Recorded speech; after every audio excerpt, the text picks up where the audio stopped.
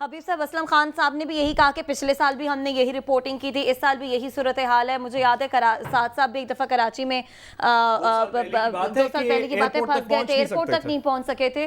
تو یہ تو روٹین ہے، اور حکومت بھی ہم دیکھیں تو انہی لوگوں کی کراچی میں ہے جو کئی سالوں سے ہے، برسوں سے کہہ لیں، پھر بھی یہی صورتحال کراچی کی. اس مسئلے کے یا اس طرح کے مسائل کے ہمیشہ 2 حصے ہوتے ہیں. ایک ہوتا ہے کوانٹم، اس کا کہ مقدار کیا ہے. بارش بہت زیادہ ہوگی، جس کا عمران خان صاحب مذاق بھی اڑاتے ہیں کہ زیادہ بارش آتا ہے تو زیادہ پانی آتا ہے.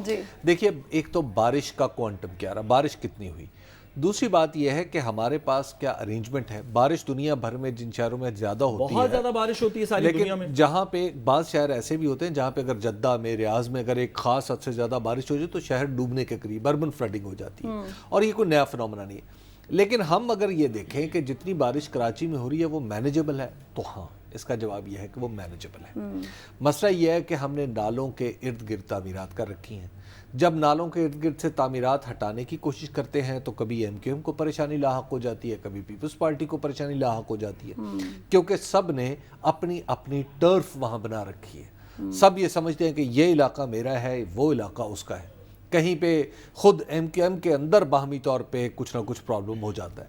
تو جب تک شہر کے اندر ایک ایفیکٹو لوکل باڈیز کا سسٹم نہیں ہوگا، اس وقت تک ہم اس مسئلے کو، چاہے ہم آپ یوں کہیے کہ چاند بھی لے آئے نا، یا ہمارے پاس کوئی ایسے ٹیکنالوجی ہو کہ بارش ہے تو ہم کراچی کو جیسے گلاس ہے تو اس کو ایسے کر کے پانی نکال سکیں، ہم پھر بھی اس مسئلے کو حل نہیں کر سکتے.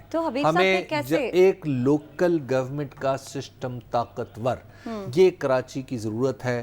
یہ کراچی کے ڈرینیج کا حل ہے، یہ کراچی کے پانی کے مسائل کا حل ہے.